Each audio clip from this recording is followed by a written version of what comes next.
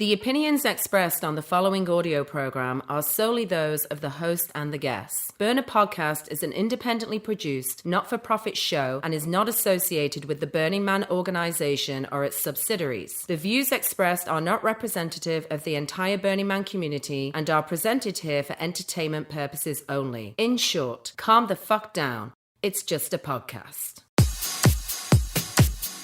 And episode number 15. The 15th episode of the show is here. It is insane how long that's been going on for. I mean, if we're coming out twice a month, that makes it what? You divide 15 by half. It's like a year. Man, I don't know.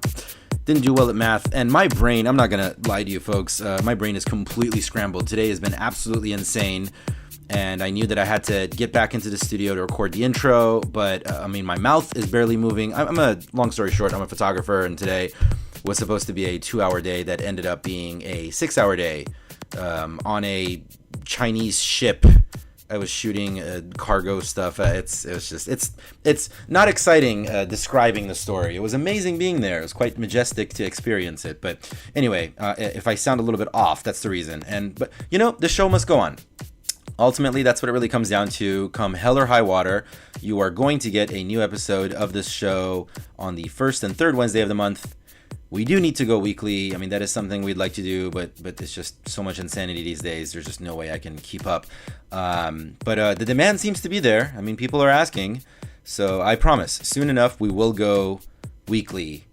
And you can hear all my meandering thoughts much sooner and much more often, I swear. But just a real quick explanation, quick plug. The show does go up on Libsyn first. Libsyn is the software, the network, the whatever. It's the service that actually broadcasts the show out to all the other platforms that you find it on. So it goes up on Libsyn first. It's not the best player in the world. I mean, you press play, it can freeze if you want to jump ahead or all these kind of things. But, you know, it's kind of a necessary thing that we got to do. And then that's why we also upload it on SoundCloud right away. So as soon as a new episode comes out on the first or third Wednesday of the month, it's up on Libsyn. And it's also up on SoundCloud. SoundCloud has super clean audio quality, and you can also download it from SoundCloud. That's the kicker right there. And then Libsyn, of course, broadcasts the show over to Stitcher and to iTunes and TuneIn.com and a couple of other platforms that I'm not entirely familiar with, but apparently the show can be found in a few other places. So it's catching on. Good to know. This has nothing to do with anything, but I just wanted to tell you guys real quickly about this really insane party that we went to this past Saturday night. It was in LA, and it took place like in an old airplane hangar. Apparently there's a little section of Culver City that used to be the Culver City Airport. Anyway, so we went to this party and we really didn't know what to expect. We just knew that lots of other burners that we knew had RSVP'd to it. And I don't know if you guys watch Saturday Night Live ever, but you know that character Stefan on the weekly update? And he like tells you about these completely wild and insane clubs that just make no sense whatsoever. That's basically what this party was. I felt like this was a party that Stefan would have told you about. I was not familiar with the birthday boy. I tried to meet him a couple of times, but it's just too much craziness happening and I didn't get a chance to say hi. But thank you, birthday boy. I believe his name was Rye, for hosting the event. It was really just madness though. I mean, the DJ, it was as if he'd never met a genre of music that he felt didn't belong in his current set. At some point, I think I caught Joseph Gordon-Levitt waiting in line to get a beer. I think like after like 2 hours of music, the DJ just, I don't know if he like just walked away or I mean, that was part of it, but just basically after like 2 hours of music, just insane shit started to happen on stage. There was people in a giant bubble. There was a wet t-shirt contest for boys. We're just kind of bouncing around. I step outside for a cigarette and there's this kind of like a tall structure. And on top of the structure, there is this much older gentleman in a pink tutu furiously masturbating as another woman in a corset is publicly berating him. saying things like, look how gloriously small it is, and just things like that. It was really bizarre. And there was leather and fetish things happening, but then there's also like these random men who were pretending not to look, but they were obviously looking. And then there were other men who were walking around looking at all the madness as if they were inside of an art gallery. Inside there was a whipped cream wrestling contest. And then the real kicker of the night, my favorite portion of the night, was around 4 a.m. when we decide, okay, it might be time to call it a night and head out, because I do have this sunrise rule. I do not want to see the sunrise. I just have that one rule. No matter how hard the night goes, no matter what we're doing the next day, I want to be in bed, even if it's just for an hour. But I don't want to see the sunrise. That just fucks my whole next day. So anyway, we're ready to go out, and we decide that maybe we should wait a couple more minutes, because we are being told that there's a girl, and we're watching her. She's lathering herself with whatever it is you're supposed to lather yourself with what I'm about to explain to you. She is going to set herself on fire. So after she does that, she's going to set herself on fire. Another girl is going to go down on her. Meanwhile, she is going to recite a poem that I imagine somehow explains the visuals. We didn't get to actually see this action, unfortunately. Then this is absolutely my favorite part of the night. And my understanding of what happened was that she had a bit of an artist meltdown because she could not remember the poem. So that was the party we went to Saturday night, and it was wild and glorious. And I'll be able to tell this story for the rest of my life. What a fantastic experience. That had nothing to do with anything. Today's guest is our very good friend Ell Kay. I don't think that stands for like the Spanish version of the K. Ell Kay. Ell Kay was visiting us from Canada. The day that we recorded the interview with Ell Kay, we already had an interview booked with Kurt Benedetto. And Kurt, you will hear this episode in the future, and that one is something that some of our friends around here had been requesting for a while. Everybody just thought it would be really funny to put me and Kurt next to each other and then put a microphone in between us, because that tends to happen pretty often anyway. And we're going to get into that when we get Kurt on there. But Kurt suggests, hey, Ell Kay is coming down to visit from Canada. She'll be here only this week. Why don't you also bring her on?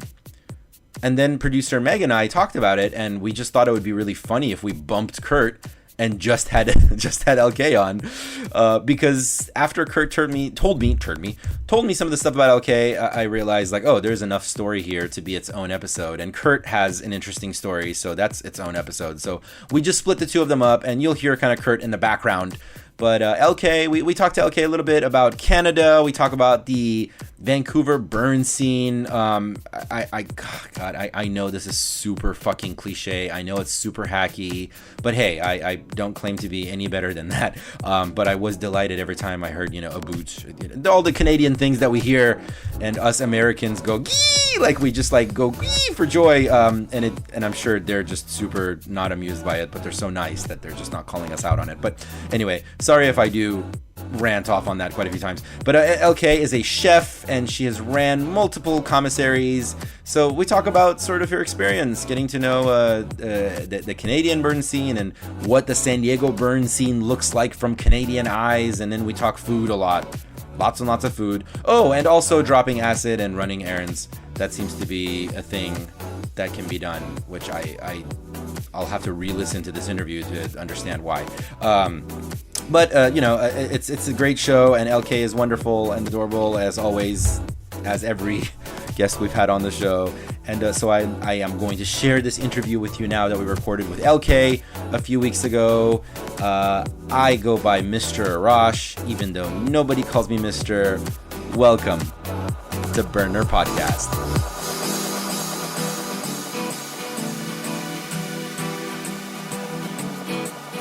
On the first part of the journey, I was looking at all the life. There were plants and birds and rocks and things. There were sand and hills and rain. The first thing I met was a fly with the balls and the sky with no clouds. The heat was hot and the ground was dry, but the air was full of sound. I've been through the desert on a horse with no name. It felt good to be out of the rain. In the desert, you can't remember your name, 'cause there ain't no one for to give you no name.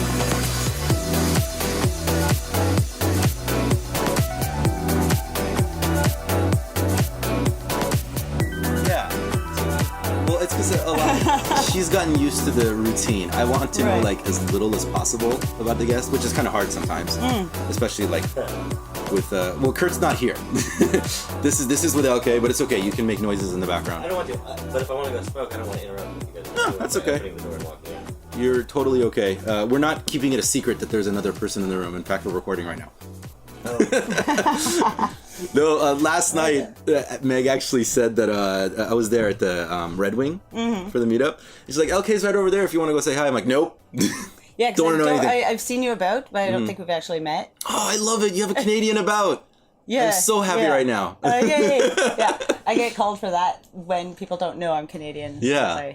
As soon as it comes out, they know. Were you born here, or what? No, I'm What Canadian. connected you to San Diego? Is what I'm trying to figure out. Okay. First of all, welcome to the show, Ell Kay. Hi, welcome. Thanks. Thanks for salute. having me. We always do Salute. that. King. There you go. Drink, very important. Yes. Let's see. In 2012, I bought a camper van just after coming home from Burning Man and went on a rather epic road trip for about 5.5 months. And I wound up at Utopia, and it was super friendly. I didn't know a single person when I rolled up. I just parked in a place. And Had you been to other regionals or events like it? in BC, yeah, I've been attending the Vancouver Regional Burn in the Forest for a few years, and doing a little kitchen stuff there. And so, yeah, just showed up at Utopia, made friends, ended up staying for a few months in San Diego. Do that. Yeah, parked at OB and then got hooked up with people and started coming back. Yeah. Yeah, I just fell in love with it, and so I came back for the burn in 2013, and then stayed and volunteered at Utopia in the commissary as my second year, and then just started coming back pretty much as often as I could. That San Diego, that Southern California sunset just kind of hypnotizes you, right? Oh, yeah. There's a lot of good going on here. Out of but there was something. I mean, other than like that it was nice that it's San Diego. Yeah. Something else like kept calling you back over here to San Diego specifically, because it looks like you'd been to a lot of places. Yeah, absolutely. And I've got a lot of friends in a lot of places, but I really like the community here, and I like the fact that there's a weekly meetup. You know, I like the fact that there's a collab. It's very much an active community in terms of social, but also getting shit done, and I like that. And it's pretty fucking welcoming. Yeah. You know, I'm that's here. for sure. I don't live here, but I'm as active as I can be, and I think it's noted, and I appreciate that I am considered as part of this community, despite the fact that I don't live here and I don't get to be here full time. Yeah. Yeah, you're like our part-time lover. So About some stuff, yeah. what's the community like over there? What city do you live in? I live in Vancouver, Okay. BC. Nice. Yeah. Oh gosh. I'm going to remain diplomatic on that one. There's definitely a very large burner population there. We had effigies in the core circles, and I worked on. I was the camp cook on one of those in 2013. It's diverse. We've got. I don't know how to answer that beyond. We have a lot of stuff going on. We have pretty regular events. We've got a regional, and we've got a board very similar to SDCAP, JVIAS, Greater Vancouver Interactive Art Society, and they put on Burn in the Forest. That's one hell of an acronym. Right, JVIAS, yeah. Depending who you ask, you might say it a little differently, but It kind of sounds like an artificial intelligence that has become self-aware. that sounds kind of about right. I guess I mean there's no right or wrong answer to this. I just like to get a taste from just your own perspective, like what you feel the differences are between the community there versus here. Like for one thing, I wonder, like I imagine since it's so far away, there's probably a lot more people in your community that never have been to the playa as opposed to here.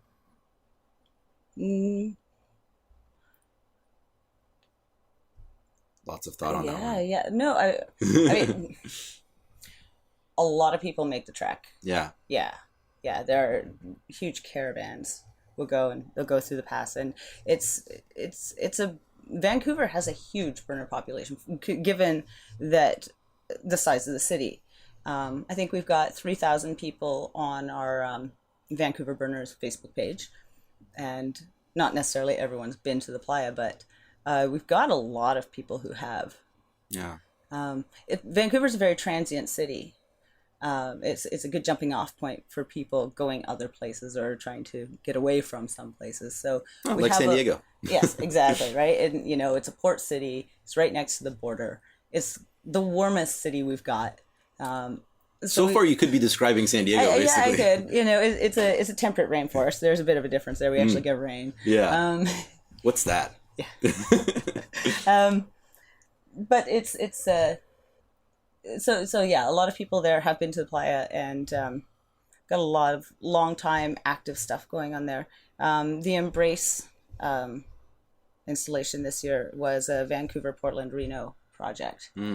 And so Embrace was a really big thing in Vancouver this year. And actually the heart from Embrace, I believe, is being installed in downtown Vancouver. Oh, that's incredible. Which will be nice. So there'll be this rhythmic beating heart. Okay, we didn't set that on fire. That's good. That's good. Yeah, we kept the heart. So. It's kind of like the Indiana Jones where they dig into the chest and pull it out. Yeah. I got super morbid really quickly. That happens from time to time. Noted. So you came down here. Let's backtrack. So you come down here, you fall in love with the community, and I don't blame you. I might be biased. And you get involved with the food end of things. Is that like immediately? Well, so my first year, I just came and I played. And, the second year, I was here and I wanted to be involved. I'm a chef, and I have, for the past couple of years, not this past year, but the previous 2 years, I had done like a DPW kitchen at a regional burn. And I had a camp on playa. It was a diner.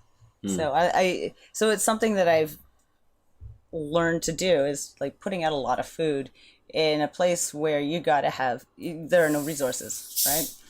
And it's the thing that I'm really good at. And so I wanted to be involved on more than a level of buying a ticket and showing up and being. And so that's what called me. Yeah. And I kind of killed it that year.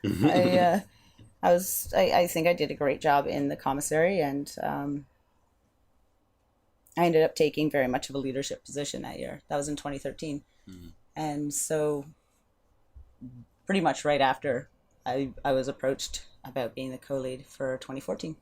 That's wonderful. What was the first time that you remember in your life that you started to put some things together and thought, I would like to make food, and I want it to be not just the thing to eat, but I want it to be an art? Like your first sort of like aware cooking, I guess is the best way to describe it. I started working when I was 14, like after school jobs, and every job I ever had was in a kitchen. And for a number of years, it was something I did to pay the bills until I did my real job. And what did you want to do? I wanted to go into civil rights and constitutional law. Wow, that's, right? That's definitely a swing to the other direction. Yeah. And I wanted to focus on, particularly on sex workers' rights, drug laws, and queer laws around just gay rights and such. That didn't Ones that happen, get the least attention. right? Yeah.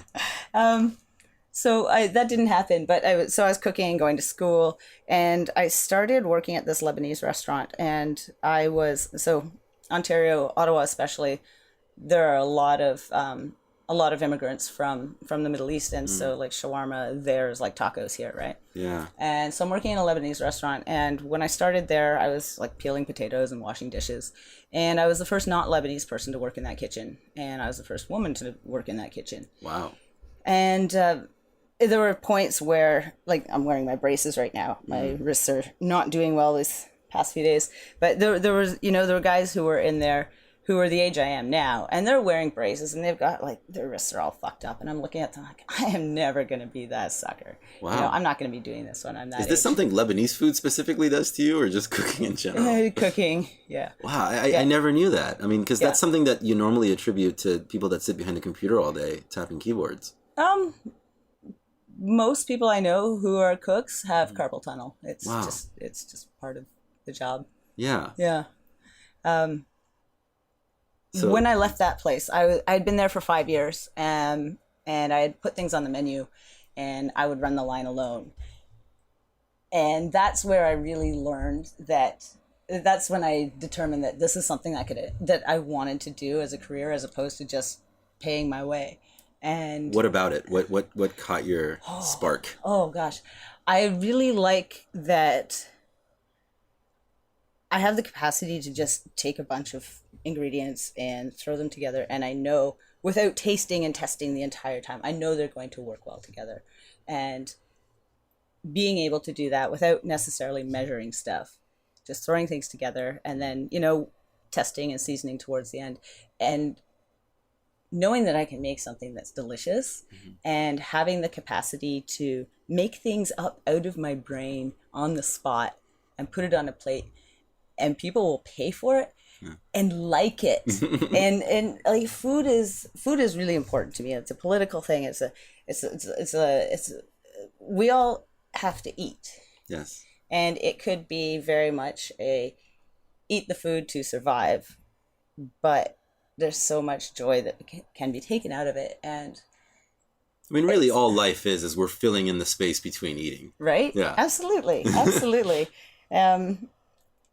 And being able to provide something that not only facilitates and necessitates life, but is pleasant and joyful and can be such a wonderful experience. It's like I show my love with food, and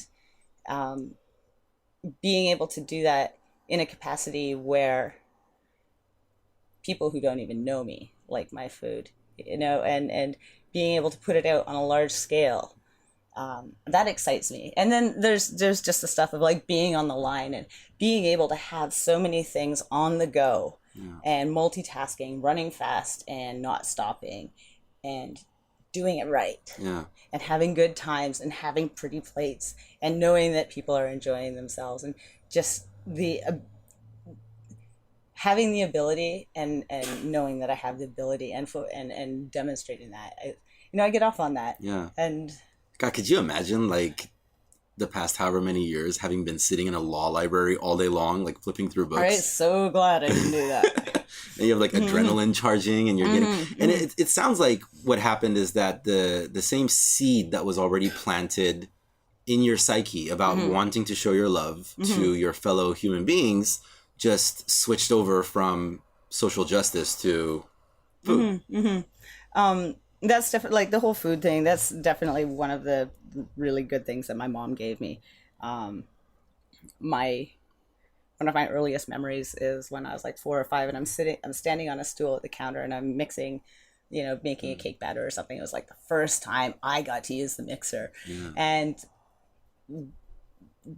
just she's a great cook, and she taught me a lot of things, and a lot of the food that I serve is directly stuff that she taught me how to cook. And for her, food was how you love people. And that's definitely something that she gave me. So you were kind of a natural from a younger age, or even if you weren't, it sounds like it started so early that you might not even have a memory of what it was like to not know. Yeah, it's definitely it's always been there. Do you ever get, because you're describing it, it's almost like you're I don't know, I'm sort of envisioning like you're watching somebody doing live painting, but you're creating something that we're eating. It's like we're eating the painting, and it's somehow delicious. And I wonder if someone like yourself gets like the imposter syndrome that other artists get. You know, like that sense of at any minute now they're gonna like some mysterious day are just gonna come like bust in your door and be like, "Yep, this is all bullshit. We're on to you. Totally. We know that you're totally full of it, and you're getting paid for this." Totally. Yes. That happens. Because it's all like super natural to you. It's just pouring out. That's amazing. Yeah, no, that happens. If I have to make the soup at work and I'll be doing whatever and I'll taste it, it's like, no, this, but there's only so much more time I can put into doing this thing. And then someone else tastes it and they're like, fuck, that's bomb. You know? And I taste it again. It's like, oh yeah. Yeah, actually, no, that's really good. What do you like making the most? Lebanese food, Middle Eastern food. That is something I can do with my eyes and my nose and just my tongue. You know, I can just pull it together. I have recipes in my brain, but I just, it's very much a sensual thing. I like just straight up homemade comfort food. What qualifies as comfort food? High carb. Okay, that's One pot. It's just like a really nice way of saying it's going to make you fat. Meatloaf, mac and cheese, anything in a slow cooker. What do you hate making? What do I hate making? I'm not a fan of baking. I don't like to bake. Baking is science. Yeah. You know, you got to measure things. You can't just sub things out and just, you know, I'm going to not do that. I want to throw this in instead. You can't do that. You're going to fuck it up. Yeah. And I don't have that brain. Yeah. You're kind of it's kind of the same way like I am like when I'm drawing. Like I don't like the idea of having to actually finish a drawing and color it and finish the lines. Like you just kind of like sketching it like as fast as possible and moving it on. Like I wonder if is that something that contributes to your ability to be able to prepare food for large groups of people? Or what is it that specifically, what is that skill set, I wonder? The skill set around preparing food for large numbers of people?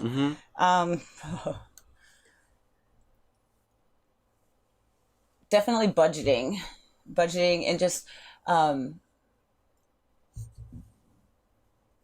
being able to set up flavor profiles that are going to appeal to the greatest number. Okay. You know, you don't want to go with anything that's too dramatic, not too spicy, not too bland. Foods that are like comfort food, right? It's comfortable. Most people, you know, I'm a white girl from Canada and I have my cultural background, which is, you know, meat and potatoes, veg, and there's a lot in that. And I kind of tend to go with stuff that's sort of safe in terms of it's generally popular, but I can do it well, you know, and that's a really key thing. And just being able to put out food that doesn't require a lot of fussing, either on the side of the kitchen or the side of the people eating the food. You know, I'm a big fan of build your own whatever. Yeah. You know, build your own tacos, build your own pancake bar. Just here's a bunch of food. It all really works well together. Some of it you might not like. That's okay. Don't take some. Yeah. You know? Yeah. I mean, because a lot of what you're describing, it's funny because when you apply it to different kinds of art, and very much I'm referring to food as art as well. And it is very much an art. It's edible art.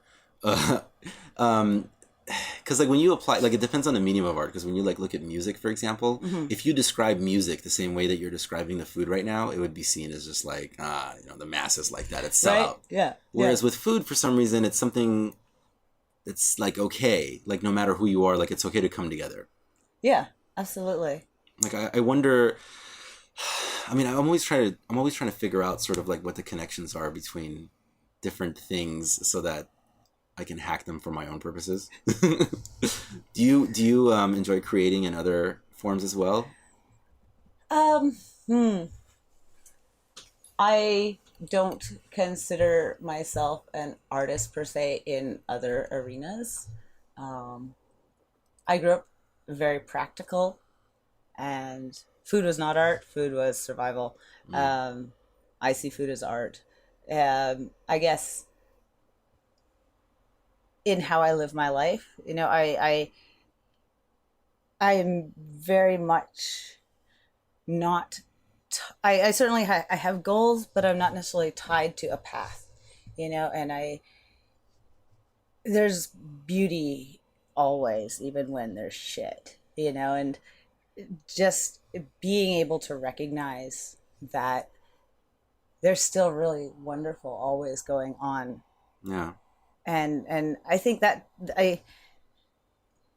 being able to be happy, if not globally happy, at least happy about some stuff, even when there's stuff to be unhappy about, and being able to fully express that unhappy or that anger or that sadness or whatever, but still be able to recognize that I also have reasons for joy, peace, love, and that's a thing that takes practice, right? Being Absolutely. able to not succumb to absolute misery or fear or whatever, and I think it is a bit of an art form to be able to, okay, yeah, this shit's going on right now, and it's really fucking with my game. It's fucking with my life. But it's springtime and it's not raining today, and there are these beautiful flowers blooming in my front yard, and it smells really good. Yeah. And I can take that in and put the other stuff aside for a minute. God, I wish so badly, like what you're describing. I get all of that, by the way. I'm constantly sort of amazed at myself, at where I'm at right now in my life, where I'm looking around and it's always this sense of awe. And growing up with like depression and anxiety and all that good stuff, all that fun stuff, it's kind of like, it's hard to believe that I'm here.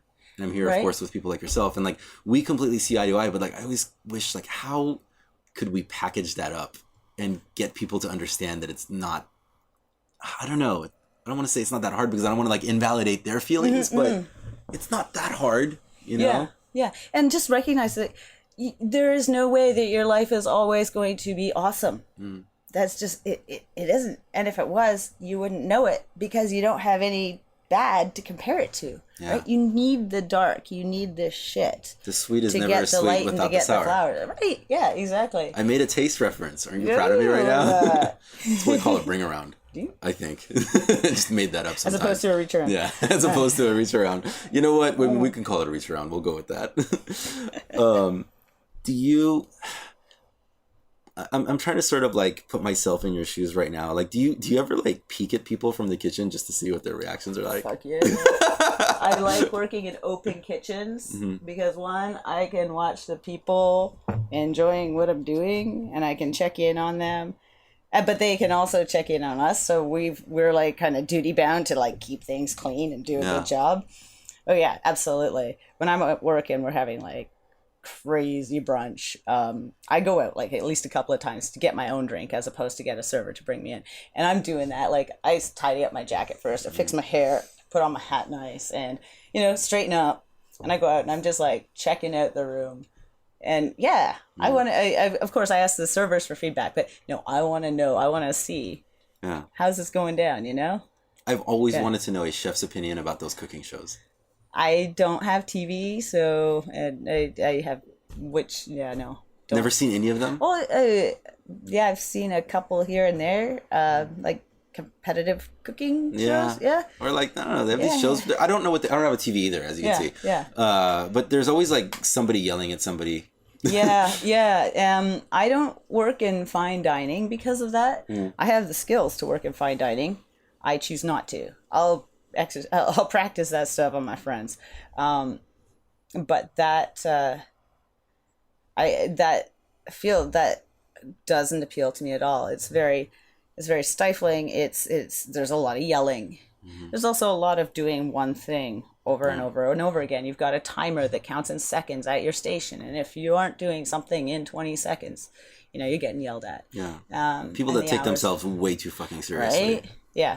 No, I actively don't work in that for a reason. And I love cooking, of the cooking shows that I've seen, like competitive cooking shows, black box competition type stuff. There's a lot of fine dining stuff. And I did stuff like that when I was in school. And it was kind of fun. Mm-hmm. And I do enjoy the mental gymnastics of it. But it's not something I want to do for a living. Yeah. And I've friends have thrown black box competitions at me at home, which is a hell of a lot of fun, Black box competitions? So black box competition is like Iron Chef, right? Okay. You've got this box. Not the video game system. Okay. Right. You've got a box. You open it up. It's got some ingredients in it. Yeah. You have to work all those ingredients into whatever you're doing. And I've had friends do that to me. Awesome. And it's so much fun. Yeah. But then I'm cooking for my friends. Yeah. If I didn't know that, you told me that like your friends black boxed you this weekend. I would be like, I think it's way more titillating than it actually is. But I kind of would like to. You know what? I would, if I'd known that was a thing, I would have totally tried to do that on the show. But like, all I have is like some like Snickers bars. I'm trying to find your kitchen. Oh, there's the microwave and the toaster oven. Yeah, I don't have a kitchen. Hot plate. Yeah, good. It's just a hot plate, a lot of stuff microwaved. Yeah. This must be like your nightmare. There's literally not even a kitchen in here. Yeah, no, there isn't. It's like there not being a toilet for somebody who has an anus. Right. That would be pretty awful. Yeah, no, I wouldn't want to really cook here. Yeah.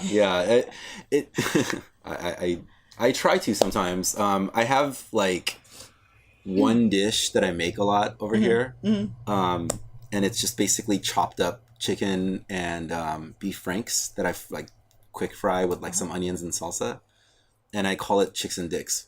So on my shopping list, when I'm just like out buying whatever, I'll have it on there, chicks and dicks. I need to get those. But a lot of what you're describing, like in this last part right now, it was specifically what made me fall in love with this community. That sense of I am a badass motherfucker and I don't need to prove that to anybody. Right. And like I have this specific memory. This last year on the playa, there was, I don't remember what the piece was. There's this big pyramid fucking thing that doesn't narrow it down at all, but it happened to be in the middle of a dust storm. Again, that doesn't narrow it down at all. But inside, we go out there and it's sort of like some end of the playa, and we're walking through there, and there happens to be a wine tasting happening. And there's this incredibly handsome guy standing behind like the table, and he's got like these bottles of wine, and he's elegantly cleaning these wine glasses. And then he's kind of pouring wine for people as they're coming up, and I'm just kind of listening to his conversations. And again, he's doing it with such grace and elegance, but at the same time, he's just radiating warmth. Mm-hmm. It was really beautiful. And one of the people that's tasting the wine says to him, "So are you like a sommelier, or whatever that word is? What is the word? Sommelier. There you go. I can never say it. You just I did. keep saying sommelier. so are you a sommelier?" And he says, "Nope, just a redneck who grows grapes." And I was like, it was just, again, it's like moments like that I'm like, God, that's so fucking badass. I mean, he has a winery and he's doing it all perfectly. All the gestures, all the motions, very graceful, very beautiful. But there's no need to prove it to anybody. And then a lot of what you're describing feels like it was a lot of the same kinds of experiences, like the same approach that you have, as you're like, I can make like a, 2-inch piece of steak, put like a thing on top of it, and charge you $500. Yeah, but that's just it'll not be tasty, fun. And you'll love it. Yeah. What is the attract? Like, I'm sure you've thought about this at some point. Like, what is the attraction to that the masses do have? Most people really are attracted to that exclusivity. I'd feel like they do want that experience, and they do want to pay more for it. Everyone wants to be special, and I think they want to, like, I certainly appreciate going out very occasionally to eat really expensive, really good food. Was there ever a point where it frustrated you that people do have that sort of approach to the dining experience. Has there ever been a situation where you've kind of felt like, okay, I enjoy making this kind of food, and then there's this thought process of like, well, you know, this is comfort food. It's not like that super elegant bullshit. Yeah, no. No, not really. Mm. I don't, I try not to get all wrapped up in um fancy. I don't try to get wrapped up in I'm really good at what I do. And there are a lot of niches that I could be really good at. I'm not interested in that niche. So I'm not going to stress about the fact that I don't do it. Mm. And you know, I know a lot of people who cook. And you know, some of the people I went to school with, people I've worked with in the past, they are into fine dining. And they follow their favorite chefs. And I don't do that. I mean, I like good food and I'll eat, you know, I'll go to good restaurants now and then. But I'm not really attached to what chef cooked it. Unless it happens to be a chef that I've eaten their food. And man, they make really good food. But that's not really a thing for me. You never had that experience, it sounds like, that a lot of people that sort of well, like myself, for example, where you go through this process of you have to break out of the atmosphere of what sort of the general standard is. Like there's this general standard that a lot of society has about the way things are supposed to be and the hierarchy of importance. And it's almost like you're flying up away out of, you know, the Earth's atmosphere, and you have to still break past that initial atmospheric point. And so a lot of times artists, for example, of varying genres, they'll try to, like, they're aspiring to a certain level of, for lack of a better description, artsiness.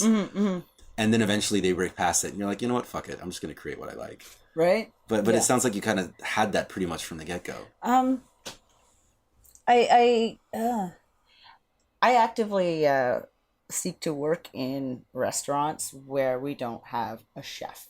You know, the place I work right now, I'm 41. I'm the oldest person who works there, and that includes the owner. But like not by much. Everyone else I work with is in their mid to late 30s. Everyone's been doing this for anywhere from 15 to 25 years. Oh. It's what we do. Yeah. And we have a kitchen manager, but he's not the chef. What does that mean? What is the difference? If you have a chef, like the kitchen manager, you know, they make the schedule, they let you know if you can have time off or whatever, you know, discipline, hiring, firing, that kind of thing, ordering stuff, planning out specials, whatever. But a chef is more, they're definitely more involved on the food side, and there's less autonomy on the side of the people who are cooking. So where I work, I mean, there are things we definitely, standardization is important in putting out plates, but like I do a lot of brunch where I work, and I love brunch. oh, it's one of my favorite things. I had brunch today. Right on. Yeah. Nice. I have brunch What'd on you have? weekdays. I had a meat lover's omelet. Yeah. What kind of? How many meats? I guess this would be the public announcement. I stopped being vegan a while ago. Yeah, we got another one back. We're gonna talk about that in a second. Yeah. Yeah, it was like chicken sausage, bacon, ham, and cheddar cheese. Nice. With I get pinto beans instead of like potatoes. It gets too heavy. Right. Like sourdough. Yeah, I do like a slow carb diet thing. So it's good fiber as opposed to the potato. Because when I have the potatoes, it'll just get like too heavy, and I'm just like ready to take a nap. Right. And I can't do that at 11 a.m. on a weekday. Of course not. Yeah. It's not within reason. Not proper. But yeah, no, any excuse to have brunch is just like amazing. I love brunch. I love that there's a lot of flexibility around brunch. You can have savory, you can have sweet, that you can throw in stuff from last night's leftovers. You can do whatever you want for brunch. And as long as there's like some egg or like bread or potatoes, You're sorted. I You had had a brunch. I had a brunch sandwich a couple of weeks ago. This is the first time I'd ever had this, which was like it had chicken and then egg on top of it. And even though I've always been obsessed with brunch and eggs, I've never had the combination chicken and egg. Right. Because the idea of eating the animal and its young Yeah, really right? freaks me out. Yeah. And I didn't know how that flavor would mix, but somehow it was great. But I mean, I feel like, at this point, we've already slaughtered the animal. It's like probably like too late. It probably doesn't care that you're eating its unborn youth. I'm assuming it's no longer conscious at the point that it's. That's like some sort of weird Japanese dish. So you got excited about getting another vegan back. What's the story behind that? Let's go. Okay, so first of all, So we're about to piss off a lot of hippies right now. Yeah. So first of all, I am a recovered vegetarian. I was vegetarian. You go to meetings? Not anymore. No, I don't need to. But I was vegetarian for 5 years, and it had nothing to do with like, oh, meat is murder. But everything to do with at that time. That's when it was really starting to come out that our meat was full of hormones and it was just becoming much more public knowledge about the meat industry. Yeah. And for me, it was a health issue more than anything else. What goes into my body is really important to me, and as much as I can, and I don't think today is a fine example of that, but as much as possible, I try to be really conscious about what I eat in terms of the quality of the food and where my dollar goes. Right? Why is today not a good example? I don't know what you ate. So today I gathered as many people as so my best friend just drove down with me from Vancouver, and she's never been here, and I just wanted to introduce her to all the good foods of San Diego. And we have kind of limited time, so I planned it. I called it the donut and taco cruise, but totally open to fried chicken or carne asada or whatever, struck her fancy. And did you guys have carne asada fries? we did not have carne asada fries. That's a very important thing to have when you come to San Diego. I know. I've had it once and it was really good. You've only had it once? This is crazy. Like, I have friends that come down from LA and they go on a hunt for carne asada fries because LA is only 2 hours away, and yet apparently their carne asada fries market is just shit. Right.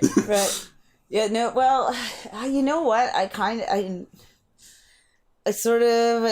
have a thing about sort of developing fixations on food sometimes.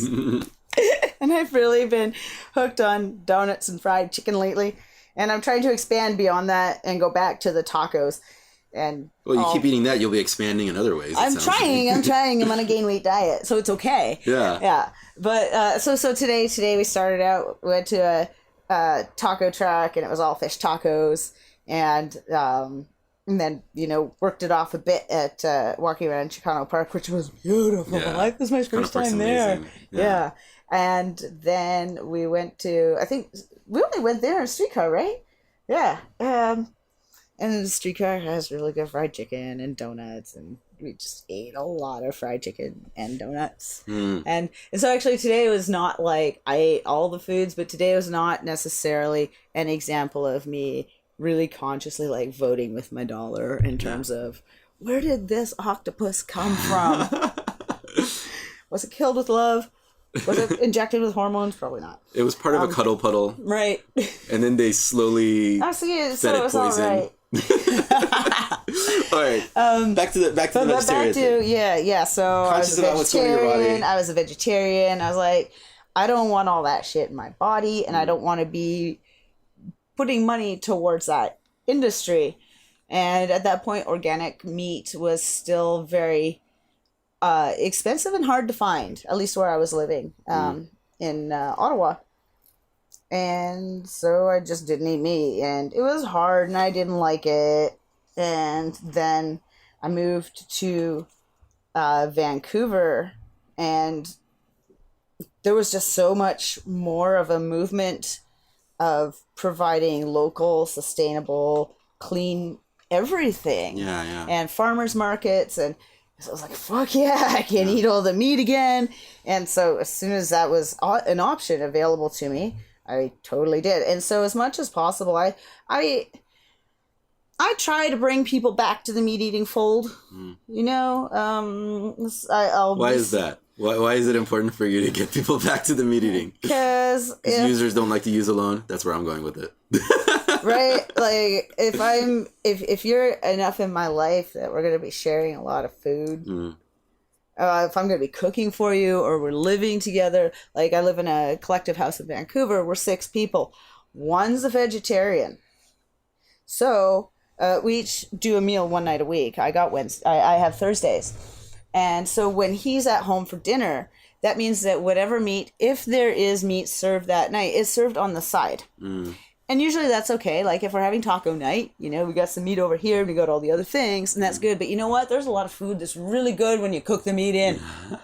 Stroganoff, meatloaf, lasagna, just so many things. So like on the nights when he's not home for dinner, that's meaty night, and we all just like, we figure out what meaty thing are we eating tonight. And so just imagining like 5 ravenous hippies like running through the streets, but here's like the thing. eating random animals running around. No. But here's the thing. At our house, like we know where our meat comes from. We had a half a cow in our deep freezer for a while. His name was Ivan. I was gonna say Jeff. I was gonna name him too. All right. Yeah, no, he was named Ivan by the farmer because we went to the farm. He's a Russian and cow. there were all these cows out in the field walking around. And we're like, hey, that cow, you know, that cow looks like he would feed us well. Yeah. He would feed us well. He would do well in our deep freezer and in our bellies. And so, you know, a little while later, that particular cow ended up in our house in nice pink packages. And now, and Ivan's all gone now. We still have some stock left. But now we have a lamb, and the same deal. Go to the farm. We can see the lambs and their life and what they're eating. And so I feel pretty good about that. See, I would feel fine about that too. I went vegan. I lasted about a month and a half. Right. And it became very apparent to me very quickly that it's a lot easier for a 90-pound female yoga instructor to be a vegan than a 230-pound, 6'5" guy who lifts weights. Like it's just like. Right. Yeah. And I have no kitchen, you know, as you can see. Like, I mean, you see, I mean, I'm already eating all day long. So I can't even, I couldn't keep up. So I was just like miserable. Burner Podcast. And this is the part where we take a quick break. Quick break for no reason other than that I feel like taking a quick break. You know, we'd recorded this whole show like with, you know, just nonstop. I think the very first episode just goes, you know, the interview with Brady just goes all the way through. But producer Meg had suggested a break just to kind of give it that feel and to make some announcements. And I thought it was brilliant, so we made it happen. So here, I'm just going to go ahead and read what producer Meg sent me for this here. Hey, the man burns in 80 days as of this podcast. I hope Meg did the math on that one. I'm assuming she did. So yeah, as of this podcast, it's 80 days. So I guess by the time you listen to it, it might be 70 days or 60 days, or who knows? You might be listening to this on your way to the burn. Have you started out? Okay, let's try to read this again. Have you started planning out your On Playa activities yet? ? Make sure you check out this year's regional project, the Midway, located on cross streets at the base of the Man. 28 projects from I don't know what that word is. It's a word, I don't know, I guess it means lots of artists. And regions from around the world will be creating Carnival Midway for your pleasure. Many of these regional projects are in their build and fundraising phase right now, so take a look around your local community to see if there's something being built near you.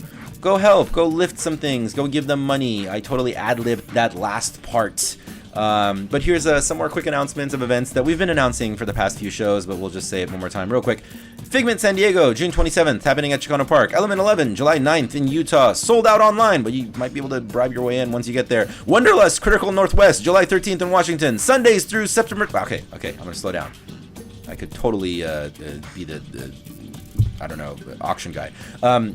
Sundays all the way through September 26th. If you are in the San Diego area, or you should come down to the San Diego area, the Circus Mafia Lafayette Poolside Carnival is happening at the Lafayette Hotel in San Diego. So every Sunday, there's a fucking burner pool party happening in San Diego. So if you're around this area, make it a little thing to come down and check that out. It's a lot of fun.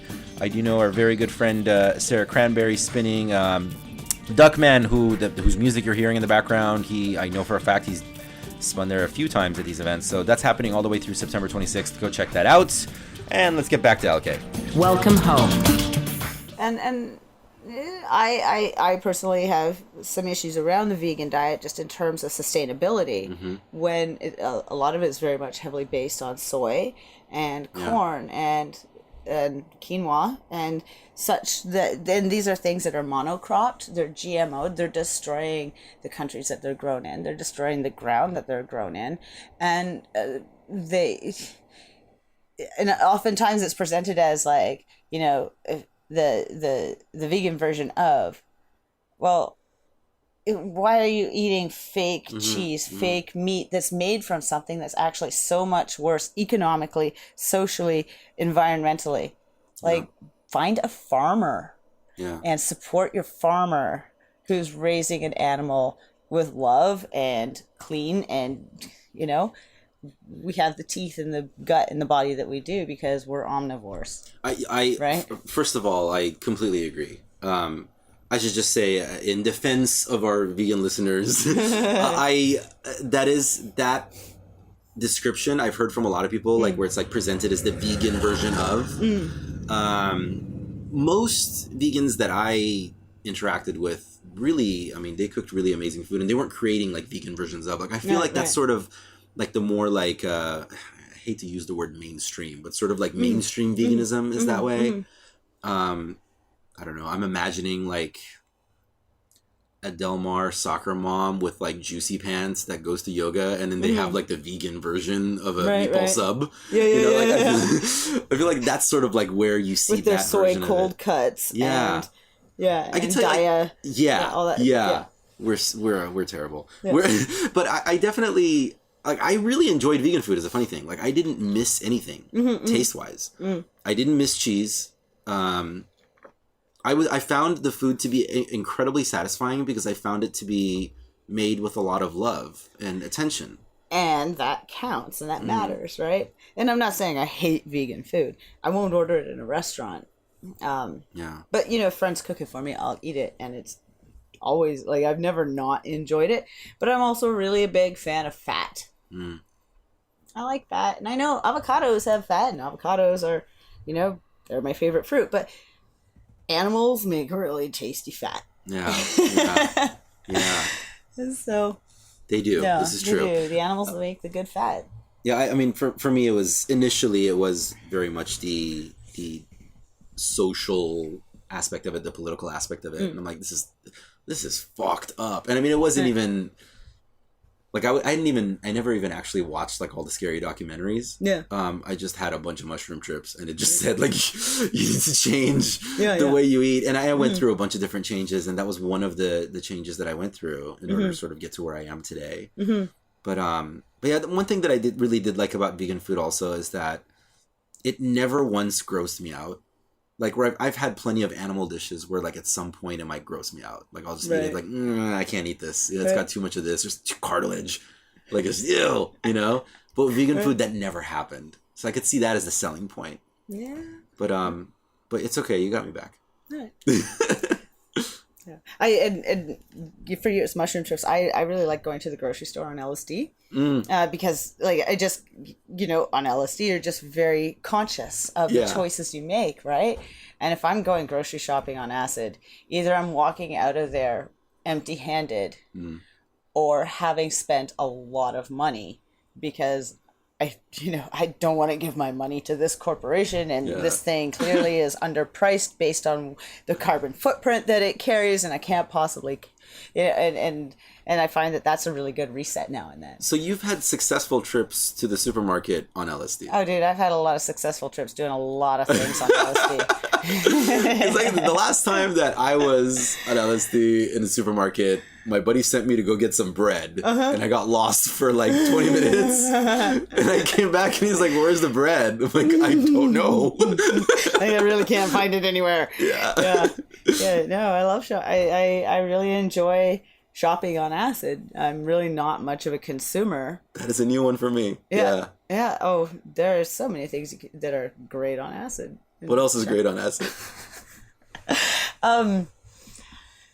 Just laying around in bed doing nothing but playing in your brain. But swimming. I love swimming on acid. Swimming's on acid nice. is good. Yeah. Or just going out in the world and having a list of errands that you'd have to accomplish anyways and just doing them.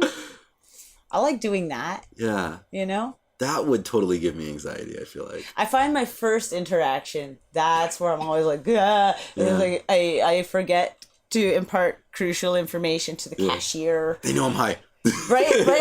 Or like, oh man, I have to wait for a thing, and what do I do while I'm waiting?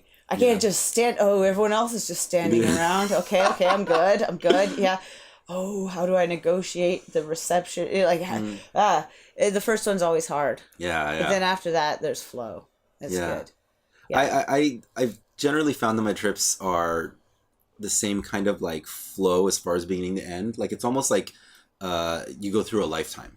Oh, where, like in the first third of it, you're almost like very young, you're youthful, you're filling with energy, you want to dance, you want to jump around. And like in like the sort of like the second third, you're more like a grown up. You're like in a good place. Yeah. You have your shit figured out. You can dance, but you could choose not to dance as well because you're in public. And you're totally okay Yeah. either way. Totally fine. Yeah. And then in like the final third, I'm most contemplative, and I want to sit down and have long conversations. Yeah, absolutely. Yeah, I really like how you put that. That's really dead on. Yeah. Yeah, I didn't come up with it. Our good friend Ross did. Okay. Well, I was telling him about how I was going through that experience at the last Utopia, and he was like, "Yeah, it's almost like you go through a whole lifetime."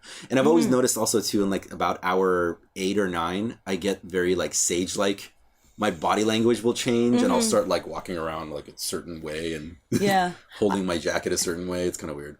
Yeah, I find towards the end I can get really like it's sort of the beginning of the processing, because there's the lucidity and any visuals that might for me anyways, it's like I'm not really on acid anymore, but I'm still on acid. Right. But it's like I'm very clear, I'm very functional, I can do all the things, but the networks are still open, everything's still happening. And you've pretty much gotten used to that being the world at that point. Right. Yeah, I can go out and do whatever. I can do my taxes. I can order a pizza. Whatever. So it's like the first step of processing the trip has happened, and I really, that for me, that's a time when I, if it's an option, I really like to go to bed at that time, and it's like a warm, cuddly space, and I'll bring a notepad and a pen, and I like to do that alone, and it's like so the pathways are still open, everything's still firing, and it's a chance to kind of review or process, check back on anything that might have come up, but maybe it wasn't the right time or place to deal with it then, or I just kind of put it in the background to let it percolate and just kind of go over and make some notes. And so I really enjoy that end phase. And I find that if I don't really get the opportunity to do that, and I'm still out in the world, not necessarily even in like party, though I tend not to party on acid, but like maybe festival, I tend to withdraw. Like I can engage socially, but I'm not really wanting to, and so it's still very much kind of a solitary last couple of hours for me, regardless of whether I'm alone or not. I kind of build like a cocoon wall around me, and I might end up like having a good cry or whatever. That's interesting because that you like to be alone in that section, because I had this thing. I still do, where, one day when I rule the world in the year something, I'm going to make it so that every first date has to be an acid date. Whoa. I've had a couple of first dates on acid. You will learn things about each other. You'll have conversations you would not normally have. Is that predicated on the notion that both people have actually done acid before? Yes. Yeah. No, you definitely don't want to have your first trip. Well, because also when I rule the world, I'm going to make it so that everybody does acid at some point and breaks that barrier. See, I don't think everyone should do acid. I think almost everyone should do acid. I don't think everyone should do acid. I think I'm not saying that they're all going to necessarily get something good out of it. I just would like to torture some people as well, because I think it'll be amusing. Oh, yes. Benevolent dictatorship. Yeah, absolutely. That going on, you get to... I mean, I'm an awesome dictator. dictator, Middle Eastern guy. No, so the last time I was hanging out with my good friend Lynn Marie, and we were just exploring the town. And it's really one of the most fascinating revelations that I've had from an acid conversation. So I have this autopilot that if I'm walking with a woman on the street, I get on the street side because my mom raised me to be a gigolo. And so her husband was absent, so I was the fill-in. So that was like one of the things she kind of beat into my head. So I'm just like used to it to the point where I feel uncomfortable walking on the other side, even when I'm with guys. And I have to remind myself like, oh, nope, they're men. It's okay. So my ex I was with for like 6 years. I had this conversation with her several times where every time we turned a street or something anywhere, she would get on the street side and I would have to move her over. And another girl that I dated after her, same thing, get on the street side, I have to move her over. And women were always doing this. And I would joke with them, like, is this like your way of trying to get me to prove my chivalry to you? Like, we've been together 6 years. Like, are you still trying to make me prove that to you? And she was like, I don't know why I do that. I've never thought about it before, but I just want to go that way. So this most recent one, when I was walking with Lynn Marie, she gets on the curbside, I move her over, and I make the same joke to her. I'm like, are you trying to get me to like prove my chivalry?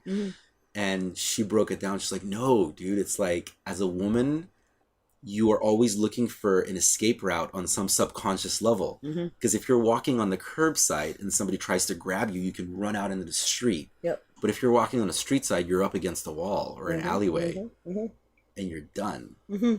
See, and it's conversations like that I think make acid absolutely the most important thing ever. Oh yeah, it's the medicine. It's yeah.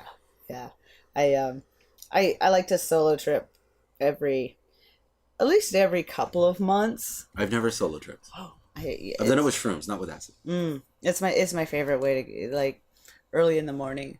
Definitely before noon. But just dose in the morning, and not like I like to have a list of tasks that need to be accomplished, whether they're external tasks, whether it's go do some groceries, go for a bike ride, clean the kitchen, play in the garden, whatever. I don't like to go into an acid trip unfocused. Because then, you gotta set the intentions first. Right. Well, it's just that I don't want to end up stuck in my head. I'm on acid, thinking, and it can get very uncomfortable there. I think that generally holds true for any substance, in my opinion. You should set an intention before you ingest whatever it is. So I like to, I have a list of things. I'm going to do these things, and I might only do 2 of the things, but things will get done.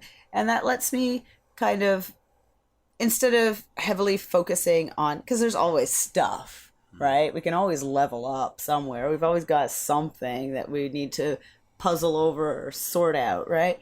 And instead of just like focusing on that thing, it can come up, set it in the background, and go do these things that I need to do. Can you give an example of a thing you figured out while doing the task? Oh, gosh. Ooh, memories. memories. Brain. Yeah.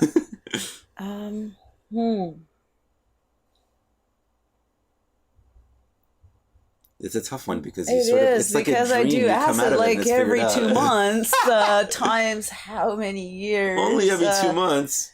Well, like in that solo tripping, Because normally you kind of figure it out, and then it just sort of downloads, and then you don't ever think about it again. And then you integrate it, and and there's some amount of conscious integration for a little bit, and then it's in, and it's good, and it's done. Yeah. Wow. We can totally think about it. I'll get back to it. Think about it. We'll come back. You know what? We're probably going to forget. Yeah. I'll email you later. I'll put it in the intro. Yeah. Like, hey, so listen, at like an hour into the interview, we're going to talk about this thing. Here's the answer. I know it doesn't make any sense right now. We'll just hang out. I promise you it'll make sense. Yeah. Or I could put it like the end of the show or whatever. Okay. So, so we went from cooking to acid. This is what makes this cooking podcast on awesome. acid. Cooking on acid. Bomb. I've developed some really, really tasty treats while on acid, and actually Like I do a little catering on the side. I have a little thing I do, and I've sold my stuff that I came up with on acid to people like at parties, like canapes and shit. And I like that. Cooking on acid is the bomb. Oh my god! Yeah. What makes it? Well, I mean, I guess. Well, okay. So there was this article I read a few months ago where the scientists who were studying LSD described it as this. They're saying that basically what it does is it tweaks the part of your brain that they referred to as the novelty center. Mm-hmm. So your brain is kind of like re-downloading information from scratch all the time. So that's interesting because I think the way that you cook, it probably, the acid adds a lot to it. Yeah. Because you're already sort of freestyling. Whereas like if you were a baker and you were being super scientific, it might be just a disaster. Yes. Yeah. So it works for you. Yeah. So don't try this at home. Bakers, Bakers, don't try this at home. The rest Your of cake you will fall. go do acid like right now. So okay, we've come full circle on that one. So I want to get back here to you have something that you're working on here in San Diego, and you're trying to move here. Yeah. Tell us about that, because that's just so you know. Like today, Kurt was actually scheduled to be our guest. I know. Yeah, I know. And he brought up the idea of having like a threesome interview. And I'm like, no, you guys are both interesting on your own. So I'm gonna get 2 shows out of this. And then in addition to that, I thought it was really funny that Kurt suggested a guest and I bumped him for it. Yes, I like I was it. really amused by that. So that's, I'm telling you, So that was alone Kurt. has been So was giggling. Kurt. Kurt was very amused by that too. Like, you should talk to this person. I'm like, great, you're bumped. We'll reschedule you. Like, well, there's that lesson. So what is it that you're working on? Oh, okay. What's bringing you back to San Diego? Well, right now, this particular gig, I'm here for Desert Hearts. I'm going to be working in the Live and Love Lounge there, cooking food and feeding hippies. I recorded an interview with Mikey Lyon the other week. Oh, nice. Yeah. Right on. Larger scale, I'm working on... So the Utopia Commissary, I've volunteered, and they've been bringing in outside caterers. And I know how to do that job. But a big part of bringing in the outside caterers is outside caterers have the kitchen. And SDCAB doesn't have the kitchen. So I want to help SDCAB get a kitchen. Yeah. And I know how to do that. And I know how to run that kind of a kitchen. And so So is this like so that the listeners can understand? So is this like a collapsible kitchen? Is this like a trailer? How does it work? So not like a mobile kitchen, but all the parts that would be in a kitchen, and you can throw it in a storage container or back of a very large truck to bring it up to a place, dump it all out. You've got carports and tables, storage areas, all the cooking implements, and basically everything you need. Flat tops, grills. So it's basically all the stuff that would be inside of a kitchen, and then they collapse outside. down. Okay. But outside. Okay. Right? So you can pack it up and bring it to a place. Build a kitchen. Yeah. And How does that work as far as like safety standards of like food being clean and things like that? Well, It's all open. that's a thing that it's really important to me when I do this in Vancouver. And admittedly, at Burn in the Forest, the regional there, it's on a much smaller scale than Utopia. But I have to fill out paperwork for the Vancouver Coastal Health Authority and explain to them everything I'm going to do to make sure everything is food safe. Yeah. And if I don't fill that out correctly, we don't get our permit. Yeah. Do we do that here in San Diego? Do we have to get a health permit? I don't know about that. That We assume. I'm gonna have to find out, right? I mean, we're on Indian reservation, so I guess like. I don't know about that side of things. Danksa really handles a lot of the logistics and the admin side, and she's so good at it. And Danksa and I are like super power team, and we had Danksa on the SD board cap debate episode. So just for the listeners, you've heard her voice before. Okay, continue. So, but that's something that I'm really knowledgeable about, and it's something that's really important to me. Like food safety, cleanliness, that matters a lot to me, and it's something that I know how to do in that environment. And so, yeah, it's an issue, but I know how to deal with that kind of issue. Like put down plywood on the ground so that we don't have dust coming up, Yeah. Create a floor, have cleaning implements, use them.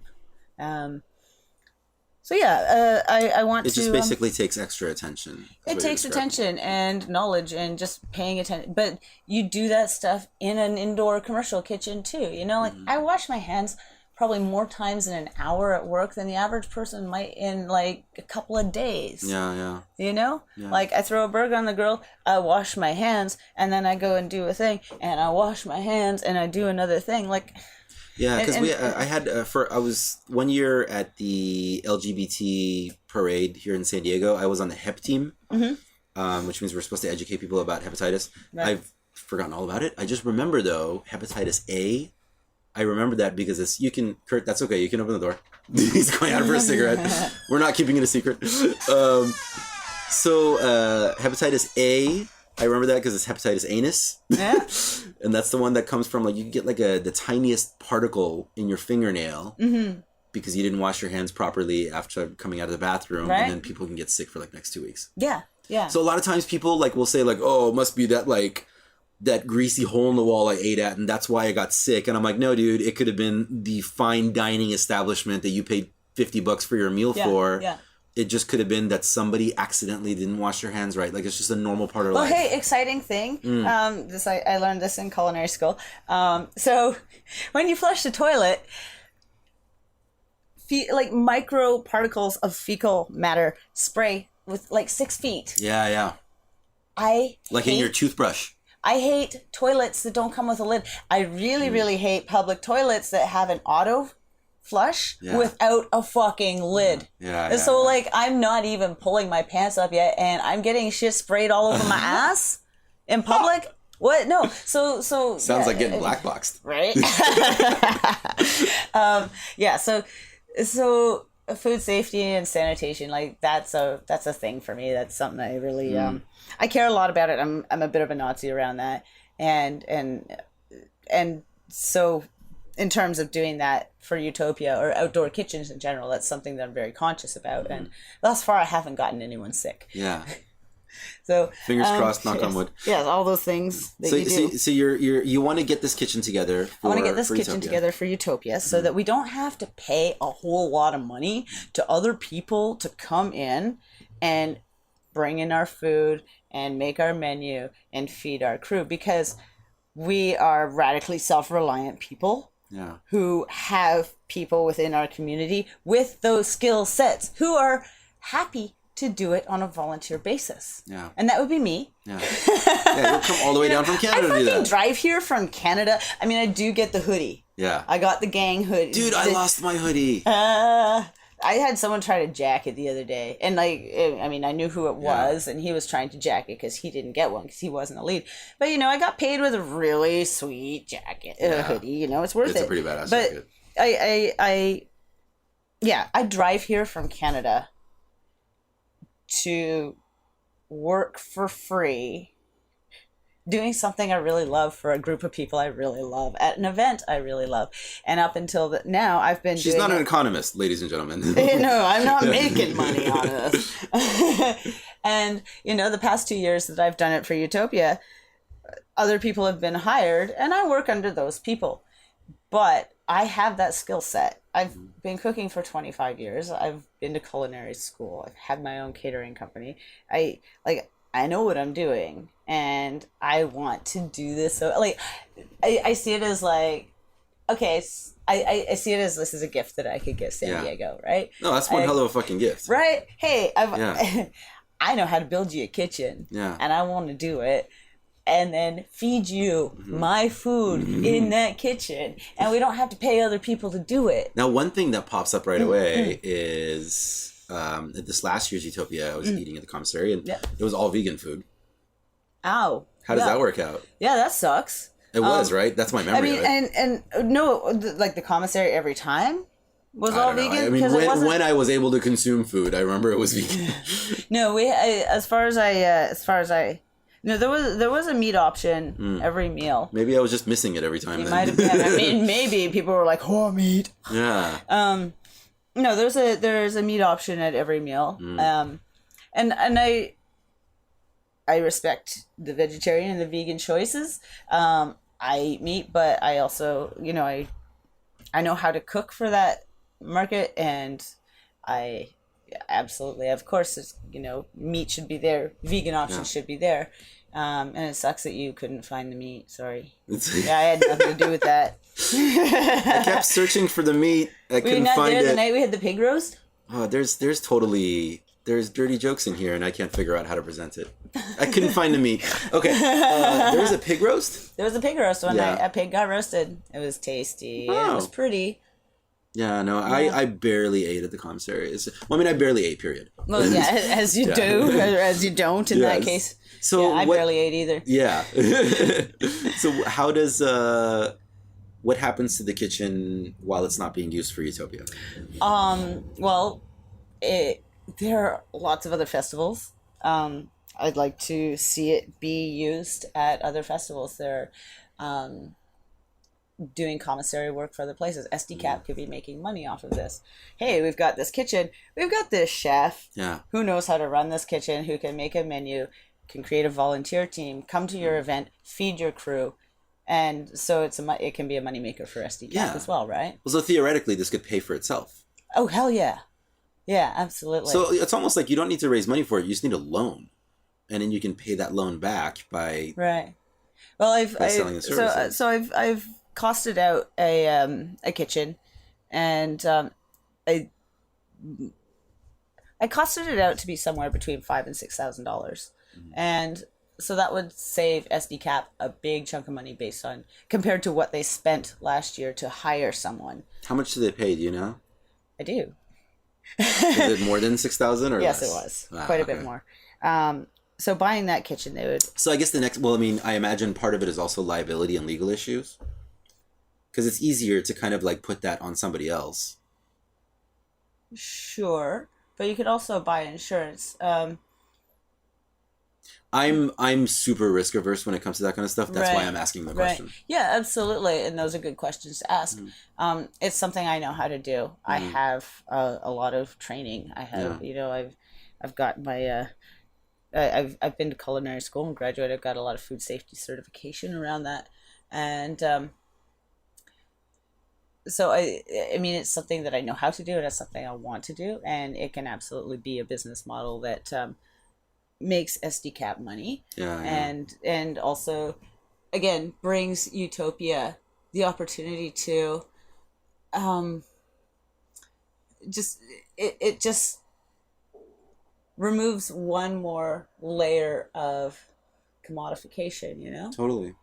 And I imagine there could also be uses for the kitchen, like if, I don't know, there's community service events. Absolutely. It's a way that we could give back to the community. Absolutely. Burners Without Borders. I mean, there's a lot of things. And that's the thing that really excites me about this. Like, I have this skill. I know how to build and operate a kitchen in the wilderness where I have no resources. And I can feed hundreds of people for like a week or 2 weeks at a time. Delicious, nutritious, food safe food. Yeah. And yeah, that's awesome at festivals, and that's where you can make money. But that's disaster relief. Yeah. Right? And if you look at like Wolfpack and DPW in general, what do? They raise up a village. And so I really see a lot of potential for using that kitchen and just the teams that we've created here with Burners Without Borders and other disaster relief projects, whether it's feeding people who've lost their homes because of landslide or feeding the people who are rebuilding the homes, and to me, that's really the exciting part of it. Yes, I can make money doing the thing I love doing, but I can also like help people and save lives and all that good stuff. So are you trying to move down here? I want to move to San Diego. I want to live here. I don't blame you. I love it here. But what's taking so long? Why are you still up there? I'm Canadian. Yeah, I know. I got that part. Yeah, so Are Canadians not allowed here? oh yeah, no, we're totally allowed here, but I spend a lot of time here. Are you those damn immigrants the Tea Party keeps complaining about? Kinda. Like, I think that, I'm not going to come here illegally. But every time I come to the border, they're asking me, what are you doing down here? They're convinced I'm trying to sneak in illegally. They're convinced I'm working here illegally. I am not doing either of those things. I'm 41 and I come from a country where I have free healthcare. Yeah. Like, I'm going to sneak into the place and work for an unscrupulous employer or whatever, or break my ankle crossing the street. Yeah. No. I want to come in legit. I want to come in legal. And I don't work here for money. I do volunteer work. Yeah. And I'm always on the up and up. So And are you going through the immigration process right now? Not yet. I'm working on doing that. I have approached SD-CAP about sponsoring me to do this commissary gig.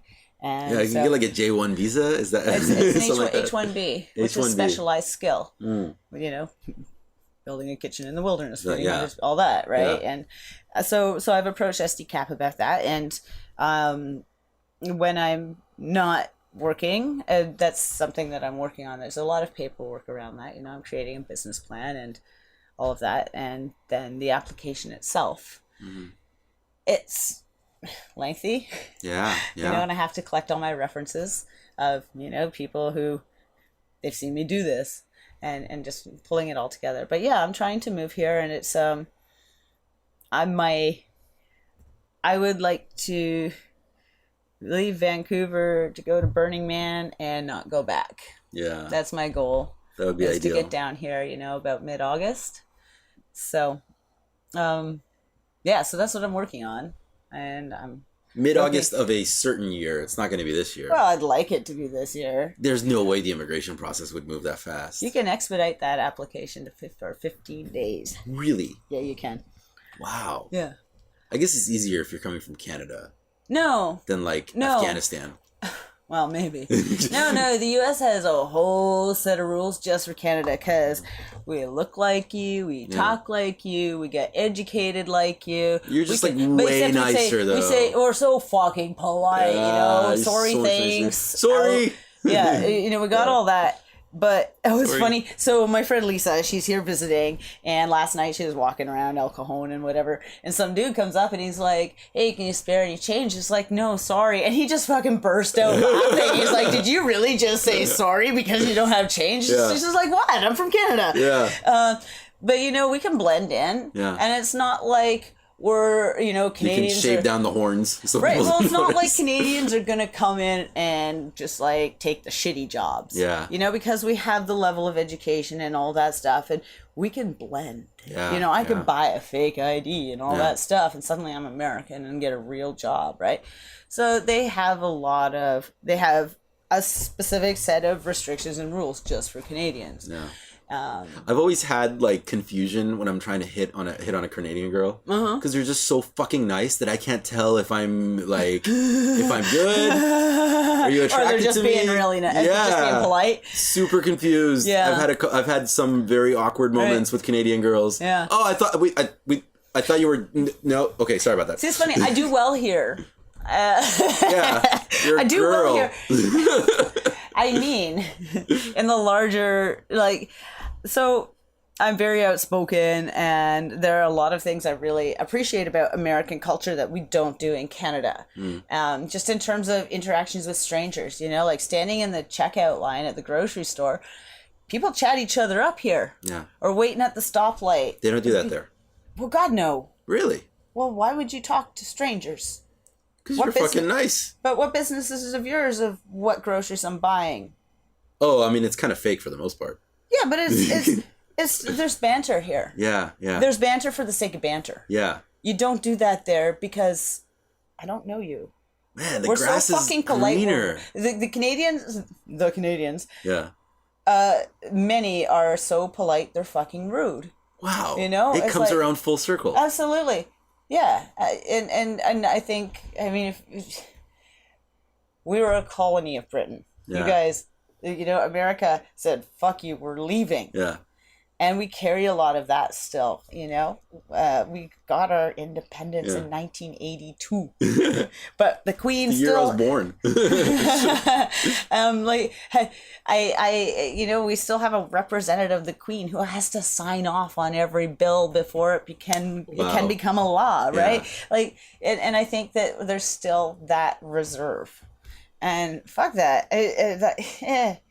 I like that when I'm walking down the street here, I can chat up a stranger because something about them catches my eye, or we're both standing at the same intersection, something happens, and we can both, like... That's really funny. It's funny because when I do that, and when I do that at home, people give me weird eyes, you know? Yeah. So polite that it's rude. It's like the frat boys that are like, they're so alpha that they're gay. Right. Yeah. It's getting a little gay in here, guys. You've been wrestling for an hour. Probably full disclosure, I was a frat boy, but but yeah, that's really humorous. Yeah. This is listen, this has been really awesome. We talked. This was a good show. We talked Canada. We talked LSD. We talked cooking. Yes. And then more LSD. Yo. This has been super. I really do hope you do move down here. Me too. I'm looking forward to it. You're Me wonderful. too. And I think it's a wonderful gift if we can get it going off the ground. I'm sure there's a lot of forces at play that they have to figure out. I mean, you know, we don't want people to think that we're like, it's going to happen tomorrow. Like, you know, it's going to take some work. Absolutely not. Yeah. No. God, I don't want it to happen tomorrow. And it's something that... Now you can't sleep. Yeah. No, it's something that's got a lot of care and a lot of work has to be put into it to do it right. And like to do it right for me, but to do it right for our community. Mm-hmm. Right? Wonderful. It's got to be good for all of us. I'm sure it will be. Well, you know, worst comes to worst, we'll just do LSD together and figure it out. Yeah. Yeah, no, I like that. I'd give you a high five if your wrists weren't, like, crippled right now. Yeah. You know what? How about a Howie Mandel bump? We can do that, yeah. We can't hear that, listeners. Bump. Yeah. We bumped. I could have just faked that, you know? I could have just been like, high five! They couldn't tell that it wasn't actually you. I could have just done that myself. Okay.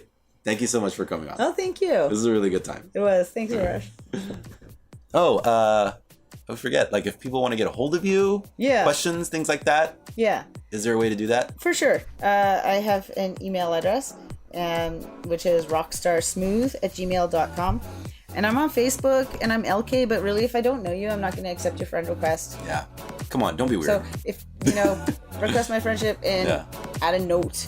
Yeah. But if they have questions and ideas and suggestions, they can email you at rockstarsmooth. At gmail.com. Okay, cool. All right, officially. Thank you. Love you. Thank you so much for coming on. Awesome.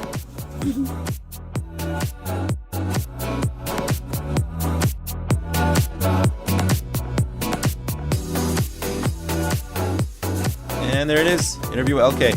I don't know about you, but I'm fucking hungry now. Like, I want to go eat some carbs. But I gotta finish recording this thing because I have a date thing. Do we still call it a date? It's always kind of weird to me when like the girl calls it a date. I'm doing the quoties. You can't see it because this is audio, but trust me, I'm doing it. Doing the quoties. Anyway, you can tweet me directly at Mr. Arash. That's spelled MRARASH. And when discussing the show, please do use the hashtag #BurnerPodcast. Even if you're not tweeting me directly, just use that hashtag anyway. Shows are up on Libsyn first, and then iTunes, and then Stitcher, and then TuneIn.com. So make sure you check those things out. But of course, you could just go to burnerpodcast.com and see it right there. Leave some reviews for us on iTunes or on any other ones of those platforms. That would be really, really awesome of you. It helps us get some more recognition for the show, and it kind of tickles my balls and makes me feel good. Our intermission music is by Duckman. Check out his music at duckmansd.bandcamp.com. And if you're a musician in the community, send us a link to your stuff using the contact page over at burnerpodcast.com, and we'll try to share it. Our music editor Navjeet, who is in charge of the SoundCloud, would love to get some of that stuff from you guys. So please go ahead and shoot that stuff over. The Burner Podcast theme song is America's Horse with No Name remix, produced by Joman. Check out his stuff at soundcloud.com/DJJOMAN. Joman, by the way, has created a video that's gone super fucking viral. It's the like the honest trailer for that movie that's coming out called We Are Your Friends. It's really fucking hilarious. Go check that out. This episode is produced by Meg King. If you have questions or suggestions for future guests, shoot them over to Meg King. She is on Twitter at @ThatMegKing. Our online editor is Tanasi, who's recently joined the team. We actually have like a team meeting dinner thing tomorrow night, so I'm looking forward to blowing his shit up even more. And you can also tweet us over at burner_podcast. I sure hope somebody from the team is watching that right now, because I'm not. Or as always, you can just use the contact form over at burnerpodcast.com. Hope you'll join us next time. We do release new episodes on the first and third Wednesdays of the month. So until next time, love and light and all the other crap. Good night.